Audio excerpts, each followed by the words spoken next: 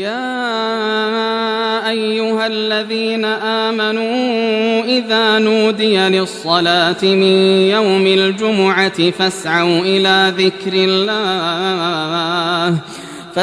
إلى ذكر الله وذروا البيع ذلكم خير لكم إن كنتم تعلمون۔ اے ایمان والو، جب جمعے کے دن جمعے کی نماز کے لیے اذان دی جائے تو فوراً اللہ کے ذکر یعنی خطبہ و نماز کی طرف تیزی سے چل پڑو اور خرید و فروخت یعنی کاروبار چھوڑ دو، یہ تمہارے حق میں بہتر ہے اگر تم علم رکھتے ہو۔ ان الحمد لله نحمده ونستعينه ونستغفره ونعوذ بالله من شرور انفسنا ومن سيئات اعمالنا، من يهده الله فلا مضل له ومن يضلل فلا هادي له، واشهد ان لا اله الا الله واشهد ان محمدا عبده ورسوله۔ يا ايها الذين امنوا اتقوا الله حق تقاته ولا تموتن الا وانتم مسلمون۔ يا أيها الناس اعبدوا ربكم الذي خلقكم من نفس واحدة وخلق منها زوجها وبث منهما رجالا كثيرا ونساء، واتقوا الله الذي تساءلون به والأرحام إن الله كان عليكم رقيبا۔ يا أيها الذين آمنوا اتقوا الله وقولوا قولا سديدا يصلح لكم أعمالكم ويغفر لكم ذنوبكم، ومن يطع الله ورسوله فقد فاز فوزا عظيما۔ أما بعد فإن خير الحديث كتاب الله، وخير الهدي هدي محمد صلى الله عليه وسلم، وشر الأمور محدثاتها، وكل محدثة بدعة، وكل بدعة ضلالة، وكل ضلالة في النار۔ لقد قال الله تبارك وتعالى في كلامه المجيد: أعوذ بالله من الشيطان الرجيم، فإن آمنوا بمثل ما آمنتم به فقد اهتدوا وإن تولوا فإنما هم في شقاق۔ محترم حاضرین،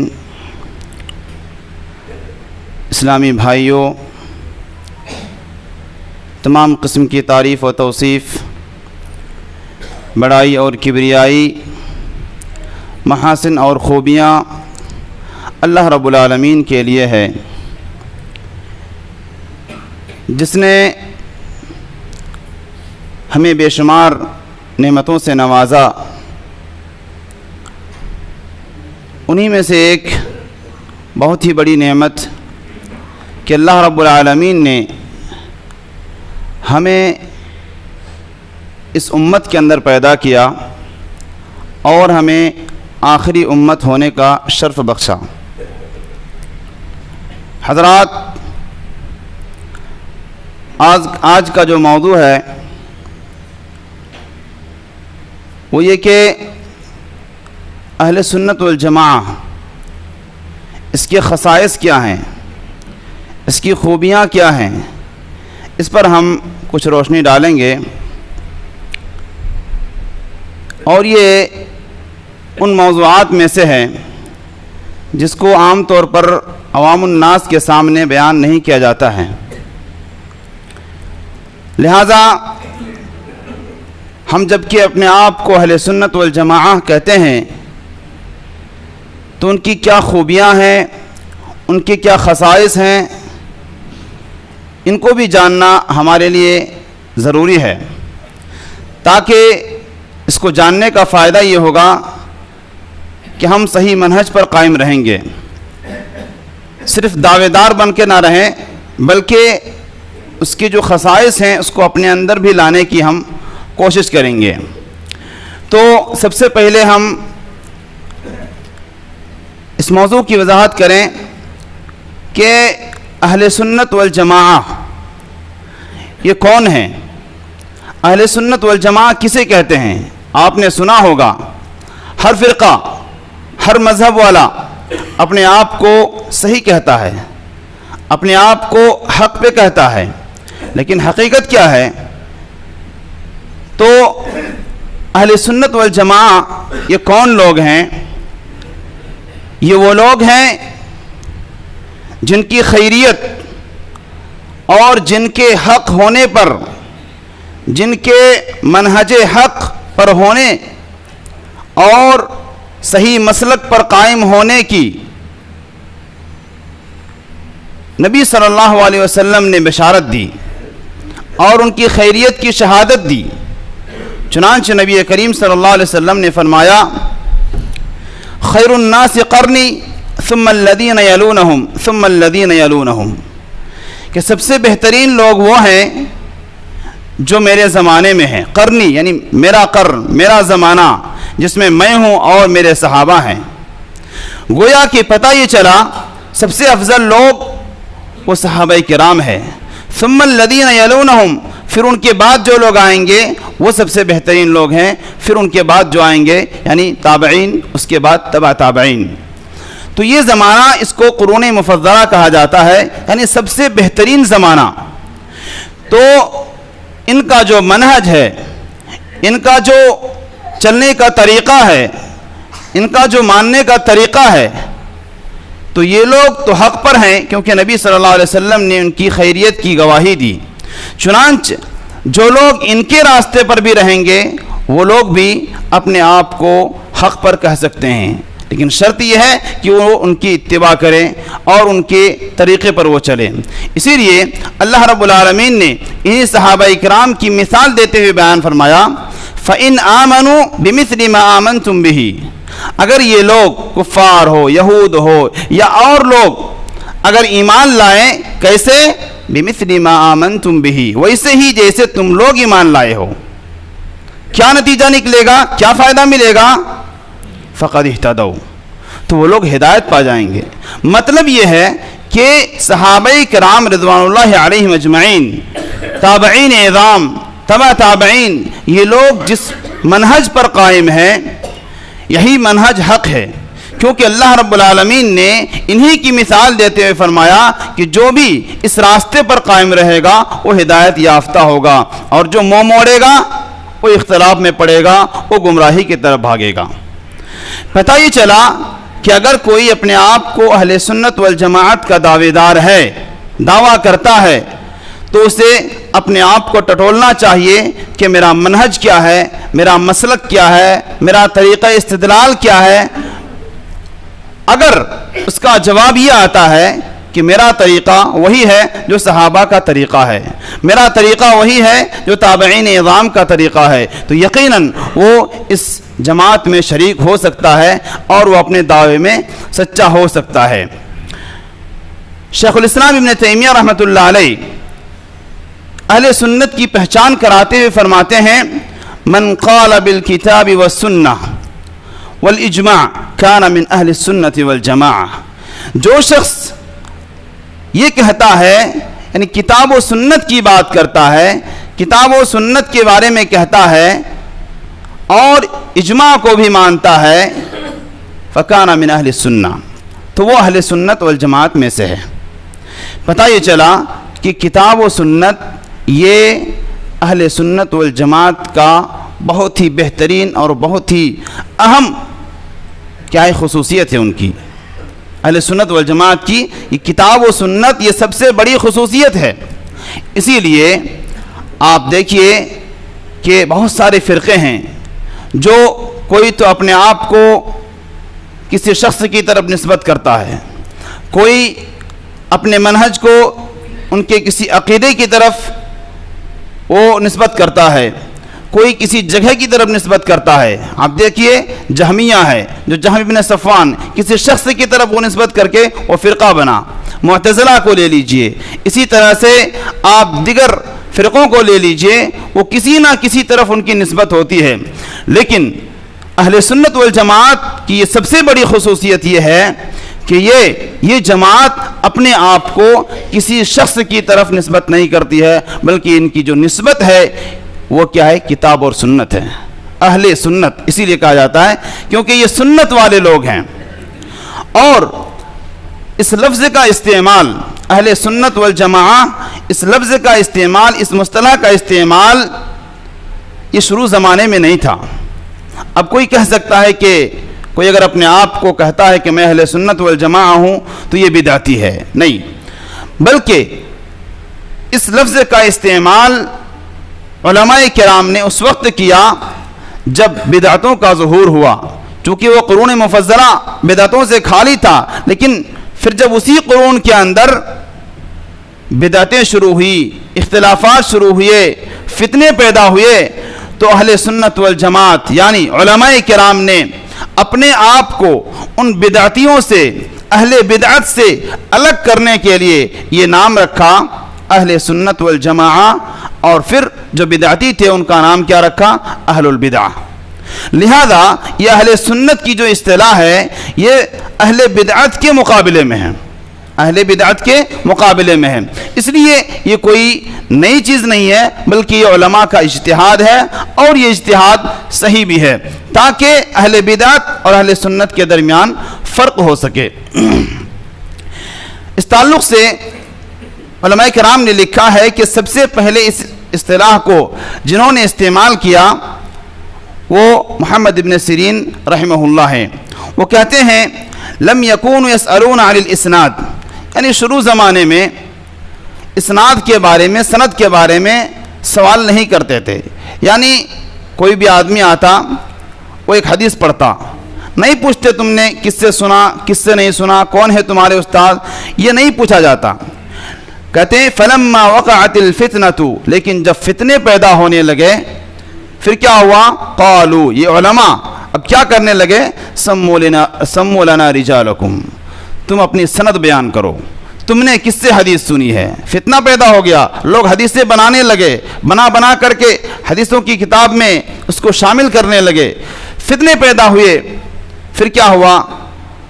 محدثین کرام نے قانون بنائے، قاعدے بنائے، ضابطے بنائے کہ سموا لنا رجالکم، تم اپنی سند بیان کرو، تم نے کس سے سنا ہے، اس نے کس سے سنا ہے، اس نے کس سے سنا ہے، یہاں تک کہ رسول اللہ صلی اللہ علیہ وسلم تک بات پہنچے تسلسل کے ساتھ۔ فَيُنظَرُ إِلَىٰ أَهْلِ السُّنَّةِ فَيُؤْخَذُ حَدِيثَهُمْ، تو اس وقت دیکھا جاتا کہ یہ حدیث کس سے لی گئی ہے۔ اگر اہل سنت، دیکھیں یہ اہل سنت کا لفظ محمد بن سیرین رحمہ اللہ علیہ اپنی بات میں استعمال کرتے ہیں، فَيُنظَرُ إِلَىٰ أَهْلِ السُّنَّةِ فَيُؤْخَذُ حَدِيثُهُمْ، کہ اہل سنت کی طرف دیکھا جاتا، اگر یہ حدیث واقعی اہل سنت سے لی گئی ہے تو پھر ان کی بات کو لی جاتی، اس کی حدیث کو قبول کی جاتی۔ وَيُنظَرُ إِلَىٰ أَهْلِ الْبِدْعِ، اور اہل بدعت کی طرف دیکھی جاتی، اور پھر فَلَا يُؤْخَذُ حَدِيثُهُمْ، اور ان کی حدیثیں نہیں لی جاتی۔ پتہ ہی چلا کہ یہ جو اہل سنت کی اصطلاح ہے یہ بہت پرانی ہے۔ آئیے ہم اہل سنت والجماعہ کی کچھ خصوصیات پر روشنی ڈالتے ہیں۔ ان کی ڈھیر ساری خصوصیات ہیں جن کو اس مختصر سے وقت میں بیان کرنا محال ہے۔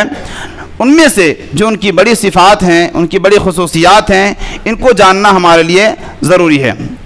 جیسا کہ میں نے ضمنی طور پر یہ بتایا کہ ان کی سب سے بڑی خصوصیت یہ ہے کہ ان کی نسبت سنت کی طرف ہے، کسی شخص کی طرف نہیں، کسی مسئلے کی طرف نہیں، کسی جگہ کی طرف نہیں۔ لہٰذا یہ سب سے بڑی خصوصیت یہ ہے کہ یہ ان کی نسبت اہل سنت یعنی سنت کی طرف ہے، اور سنت سے مراد حدیث ہے، اور اس کے بہت سارے القاب ہیں، بہت سارے نام ہیں۔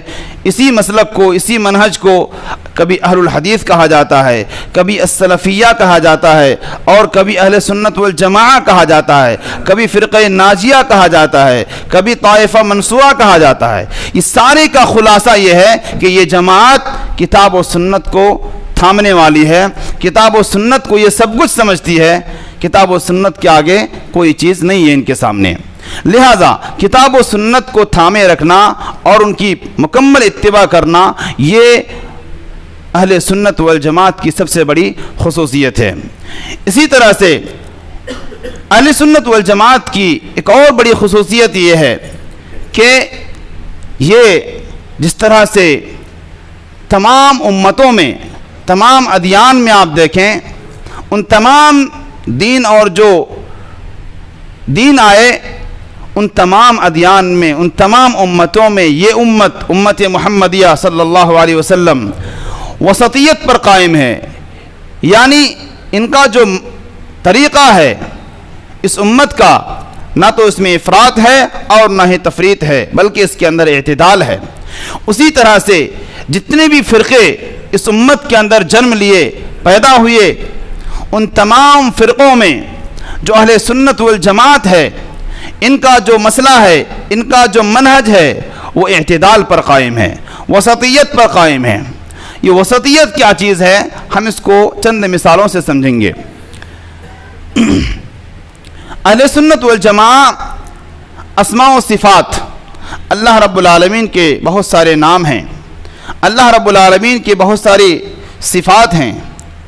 جب ہم اسماء و صفات کو پڑھتے ہیں تو اس میں ہمیں کئی فرقے ملتے ہیں، کئی جماعت ملتے ہیں جو اپنے آپ کو صحیح سمجھتے ہیں، اپنے آپ کو اہل سنت سمجھتے ہیں، لیکن ان کا جو منہج ہے صفات کو سمجھنے کا، اسماء کو سمجھنے کا، ان سے استدلال کرنے کا، وہ طریقہ کیا ہے؟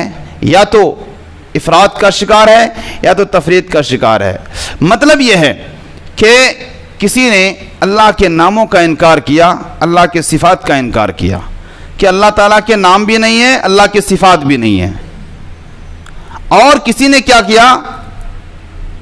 اللہ رب العالمین کو مخلوق کے جیسے بنا دیا، کہ اللہ سنتا ہے، مطلب کیسے؟ جیسے ہم لوگ سنتے ہیں، نعوذ باللہ۔ اللہ دیکھتا ہے، کیسے؟ جیسے ہم لوگ دیکھتے ہیں۔ یہ اسماء و صفات کا باب، چونکہ یہ موضوع بہت سارے لوگوں کے لیے نیا ہے، ہو سکتا ہے تھوڑا پیچیدہ لگے، لیکن جو اہم بات ہے اس کو سمجھنے کی کوشش کریں کہ جو اہل سنت والجماعت کا جو طریقہ ہے وہ اوروں سے مختلف ہے۔ دوسروں کا طریقہ یہ ہے، کچھ لوگوں نے اسماء و صفات کا انکار کیا، کچھ لوگوں نے ثابت کیا لیکن کہا کہ اللہ ہماری طرح ہے، اللہ سنتا ہے ہماری طرح، جیسے ہم سنتے ہیں، اللہ کے ہاتھ ہیں، کیسے؟ جیسے ہماری طرح ہیں، جیسے ہمارے ہاتھ ہیں۔ تو یہ دونوں طریقہ غلط ہے۔ مکمل انکار کرنا یہ بھی غلط ہے، اللہ تعالیٰ کو انسان جیسا بنا دینا صفات میں، اسماء میں، یہ بھی غلط ہے۔ کچھ لوگوں نے کچھ کو ثابت کیا، کچھ کا انکار کیا، یہ بھی غلط ہے۔ جس منہج پر اہل سنت والجماعت قائم ہے، جو ان کی بڑی خصوصیت میں سے خصوصیت ہے، وہ کیا ہے؟ اہل سنت والجماعت نے کیا کیا؟ دونوں کو جمع کیا۔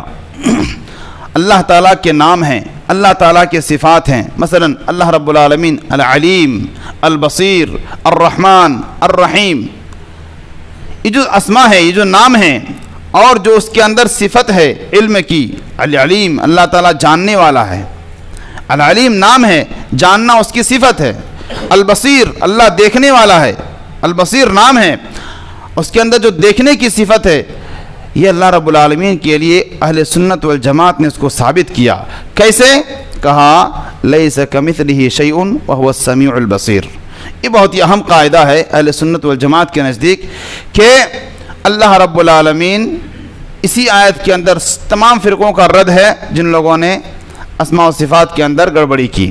کہا لیس کمثلہ شیء، اللہ کے جیسی کوئی چیز نہیں ہے، وہو السمیع البصیر، اور وہ سننے والا اور دیکھنے والا ہے۔ پتہ ہی چلا کہ اللہ کے اسماء بھی ہیں، صفات بھی ہیں۔ کیسے ہیں؟ لیس کمثلہ شیء، اس جیسی کوئی چیز نہیں ہے، یعنی اللہ تعالیٰ کی ذات ہی الگ ہے، اللہ تعالیٰ کی خصوصیات ہی کچھ الگ ہیں جو انسان سے میچ نہیں کرتی ہے، انسان کے جیسے نہیں ہے، اور وہ سننے والا بھی ہے اور دیکھنے والا بھی ہے، یعنی وہ سنتا بھی ہے، دیکھتا بھی ہے۔ کیسے؟ جیسے اللہ کے لائق ہے، ہماری طرح نہیں، آپ کی طرح نہیں۔ تو ایک تفسیری بات ہے، لہٰذا اس میں یہ سمجھیں کہ اہل سنت والجماعت نے ثابت بھی کیا اور انسان کے جیسا بھی نہیں بنایا۔ ثابت کیا کہ اللہ دیکھتا ہے، اللہ جانتا ہے، اللہ سنتا ہے، کیسے؟ جیسے اس کے لائق ہے۔ یہ ہے منہج سلف۔ اسی طرح سے ایک دوسری مثال اہل سنت والجماعت کی، آپ جائیے تقدیر کے بحث میں جب جائیں گے تو تقدیر کے بحث میں بھی آپ کو کئی فرقے ملیں گے، کئی جماعت ملیں گے، جو ہر ایک اپنے آپ کو سمجھتے ہیں کہ ہم حق پر ہیں، لیکن اصل مسئلہ کیا ہے کہ ان کا جو طریقہ استدلال ہے وہ غلط ہے۔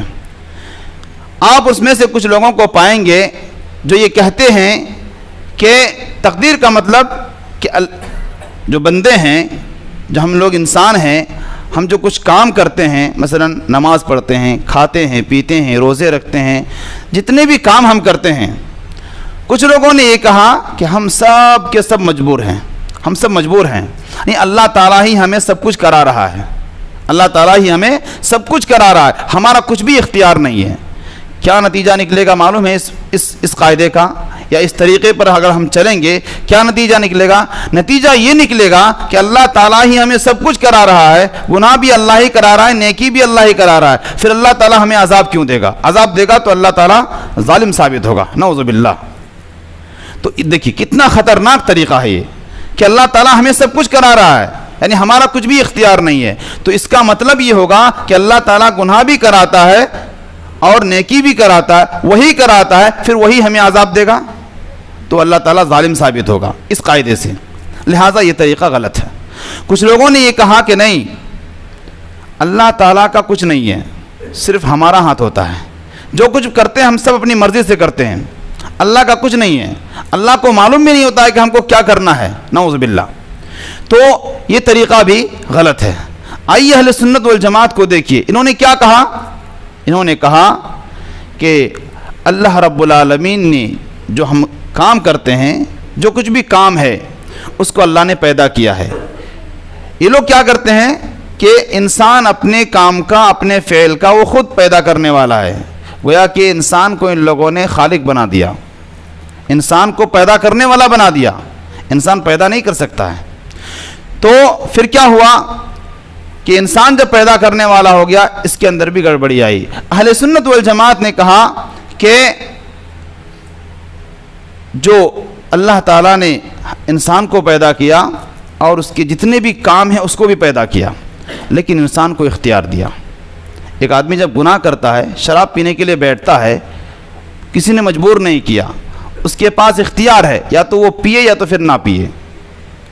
اختیار ہے یا نہیں ہے؟ اختیار ہے۔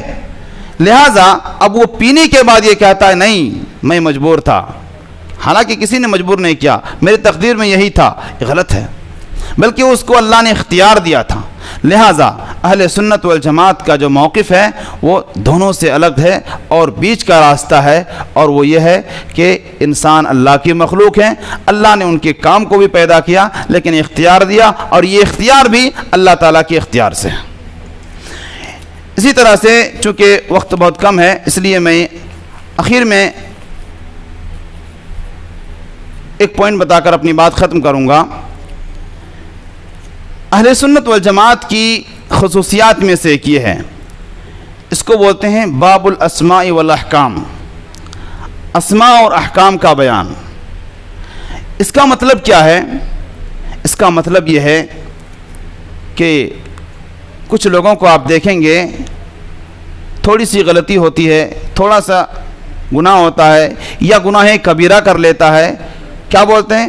وہ کافر ہے۔ تو انسان کو دنیا کے اندر ان کے اعمال پر نام دینا، کوئی نیک کرتا ہے ہم بولتے ہیں یہ مومن ہے، گناہ کرتا ہے تو وہ گنہگار ہے۔ گناہ کے بھی درجات ہیں، کوئی شرک ہے، کوئی کفر ہے، کوئی کبیرہ ہے، کوئی صغیرہ ہے، گناہ کے بھی درجات ہیں۔ تو دنیا میں لوگوں کے نام دینے پر علماء اہل سنت والجماعت کا کیا موقف ہے؟ ایک طرف آپ دیکھیے کچھ لوگ آپ کو ایسے ملیں گے جو کہتے ہیں کہ گناہ کبیرہ کرنے والا کافر ہے، گناہ کرنے والا وہ کافر ہے، گناہ کبیرہ اگر کوئی کرتا ہے وہ کافر ہے۔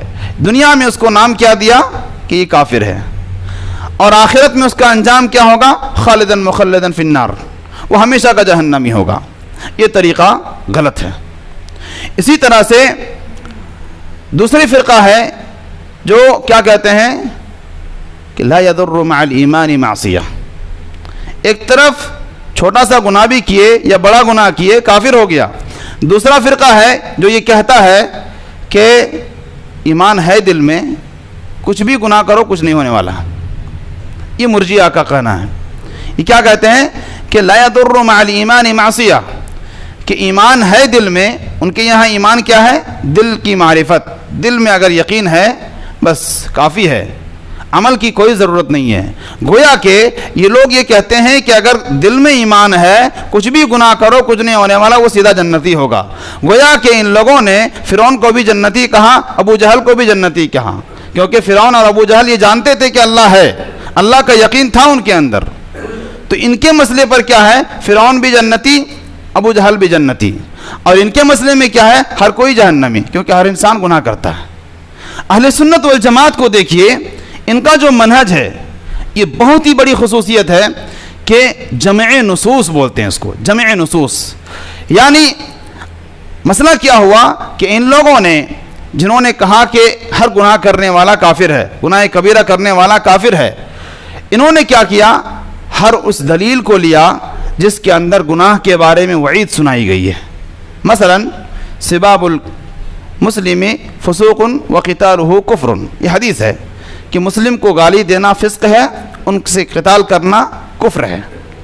انہوں نے اس دلیل کو لیا اور کہا جو بھی مسلمان لڑے گا وہ کافر ہے، جبکہ اللہ رب العالمین دوسری جگہ فرماتا ہے وَإِن طَائِفَتَانِ مِنَ الْمُؤْمِنِينَ اقْتَتَلُوا فَأَصْلِحُوا بَيْنَهُمَا، کیا کہا؟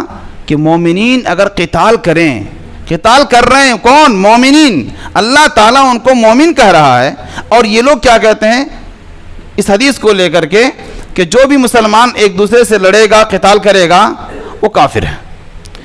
ان کا مسئلہ دیکھیے، انہوں نے بڑے گناہ کرنے والوں کو، گناہ کبیرہ کرنے والوں کو اسلام سے نکال دیا، یعنی وہ کافر ہیں، اور ان لوگوں نے کیا کیا؟ سب کو مومن قرار دیا جو بھی ایمان رکھتا ہے۔ اہل سنت والجماعت نے کیا کیا؟ انہوں نے جس دلیل کو لیا ان کو بھی اس نے لیا، انہوں نے جس دلیل کو لیا، ان کی دلیل کیا تھی؟ من قال لا الہ الا اللہ دخل الجنہ، جو لا الہ الا اللہ پڑھتا ہے وہ جنت میں چلا گیا، چاہے کچھ بھی گناہ کرے، کبیرہ کرے، صغیرہ کرے، سوائے شرک کے کچھ بھی کرے وہ جنت میں چلا جائے گا۔ لہٰذا اہل سنت والجماعت نے ان کی دلیل کو بھی لیا اور ان کی دلیل کو بھی لیا، دونوں کو ایک جگہ جمع کر کے انہوں نے مسئلے کو حل کیا۔ وہ مسئلہ کیسا حل ہوا؟ انہوں نے ایک دلیل کو لیا کہ قتالہ کفر، مسلم کو قتال کرنا کافر ہے، جو قتال کرتا ہے وہ کافر ہے۔ انہوں نے کہا من قال لا الہ الا اللہ دخل الجنہ، اس کو بھی لیا، اور دونوں کو جمع کرنے کے بعد نتیجہ یہ نکلا کہ ان کا جو استدلال تھا وہ غلط تھا، کیونکہ ایک ہی دلیل کو انہوں نے پکڑا۔ دوسری دلیل میں کیا ہے؟ اللہ تعالیٰ خود کہہ رہا ہے کہ جو قتال کر رہے ہیں مومنین ہیں، مومنین جب قتال کریں، کفار نہیں کہا، مومنین جب قتال کریں تو اللہ تعالیٰ ان کو مومن کا نام دے رہا ہے۔ مطلب یہ ہے کہ ایک ہی دلیل سے بات نہیں بنے گی، اس مسئلے پر جتنی بھی دلیلیں ہیں سب کو جمع کرنا ہے، اس کے بعد دیکھنا ہے کہ مسئلہ کیا ہے۔ ان کے پاس بھی ایک ہی دلیل ہے کہ من قال لا الہ الا اللہ دخل الجنہ، وہ جنت میں چلا جائے گا۔ لہٰذا ان لوگوں نے اس مسئلے پر جتنی بھی دلیلیں ہیں سب کو جمع کیا، اور پھر نتیجہ نکالا کہ جنت میں جائے گا، لیکن اگر گناہ ہے تو اللہ کی مشیت پر ہے۔ دونوں کا نتیجہ کیا نکلا؟ اگر کوئی گناہ کبیرہ کرتا ہے اور وہ لا الہ الا اللہ بھی پڑھتا ہے، ایمان بھی رکھتا ہے، کیا ہوگا؟ وہ اللہ کی مشیت پر ہوگا۔ اللہ تعالیٰ اگر چاہے تو معاف کر دے گا۔ ایسا نہیں کہ گناہ کبیرہ کیا تو جہنم میں ہمیشہ رہے گا، جہنم جا سکتا ہے اس گناہ کی وجہ سے، لیکن وہ ہمیشہ کا جہنمی ہوگا، یہ غلط ہے۔ تو اہل سنت والجماعت نے بیچ کا راستہ اختیار کیا، اور یہی طریقہ کیا ہے؟ حق ہے۔ اصل میں نے اس پوائنٹ کو اس لیے بیان کیا کیونکہ آج ہم دیکھتے ہیں کہ بہت سارے لوگ جو ایک ایک سال پڑھ لیتے ہیں، ایک ایک سال افتاء کا کورس کر لیتے ہیں اور اپنے آپ کو مفتی ملت سمجھتے ہیں، مفتی ملت لکھتے ہیں، میں مفتی ہوں، میں فتویٰ دے سکتا ہوں۔ میرے بھائی اور بزرگوں، دوستو، یہ فتویٰ کا کام، کسی پر حکم لگانے کا کام، بڑے بڑے علماء کے رونگٹے کھڑے ہو جاتے تھے کہ کسی کو کافر کہے، کسی فرقہ کو گمراہ اور ان کو کافر قرار دے، یہ فرقہ کافر ہے، یہ فلاں کافر ہے، وہ فلاں کافر ہے، یہ کفر تعین۔ یہ علماء کرام ڈرتے تھے اس سے، ان کے رونگٹے کھڑے ہو جاتے۔ ہم اور آپ رہتے تو کیا کرتے؟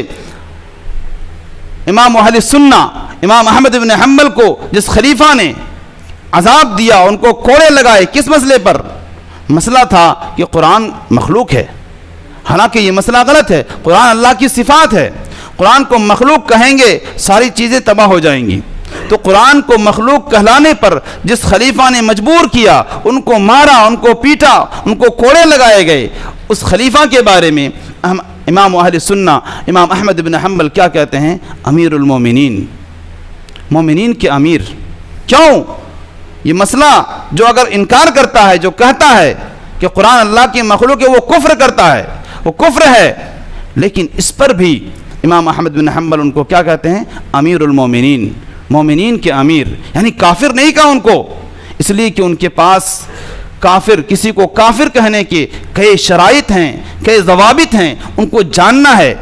ایسا نہیں کہ کوئی غلطی کیا اس کو ظاہراً دیکھ لیے اور اس کو کفر کا فتویٰ لگا دیے، یہ فلاں کافر ہو گیا، فلاں جماعت کافر ہو گئی، فلاں مسلک کافر ہو گیا، نہیں، بلکہ تمام چیزوں کو جمع کرنا ہے، ان کے شروط جو ہیں ان کو دیکھنا ہے، ان تمام چیزوں کو دیکھ کر کے ہی ہم کسی پر حکم لگا سکتے ہیں۔ انہی چند باتوں کے ساتھ میں اپنی بات کو ختم کرتا ہوں۔ اللہ رب العالمین سے دعا ہے کہ اللہ رب العالمین ہم تمام لوگوں کو جو حقیقت میں جو اہل سنت کا جو منہج ہے، جو طریقہ ہے، اس طریقے پر ہمیں چلنے کی توفیق عطا فرمائے۔ اللہ رب العالمین ہمیں منہج سلف کو جاننے، پہچاننے اور اس پر عمل کرنے والا بنائے۔ اللہ رب العالمین ہمارے اس منہج کے اندر جس پر ہم لوگ قائم ہیں، اگر کچھ گڑبڑیاں ہیں، کچھ مسائل ہیں، کچھ اختلافات ہیں، اللہ رب العالمین ہماری ان اختلافات کو ختم کرے۔ اللہ رب العالمین ہمیں سیدھے راستے پر قائم رکھے۔ اللہ رب العالمین ہمیں جب تک زندہ رکھے توحید پر قائم رکھے، شرک اور بدعات سے ہم سب کو محفوظ رکھے، آمین۔ اقول قولی ھذا واستغفر اللہ لی ولکم ولسائر المسلمین من کل ذنب فاستغفروہ انہ هو الغفور الرحیم۔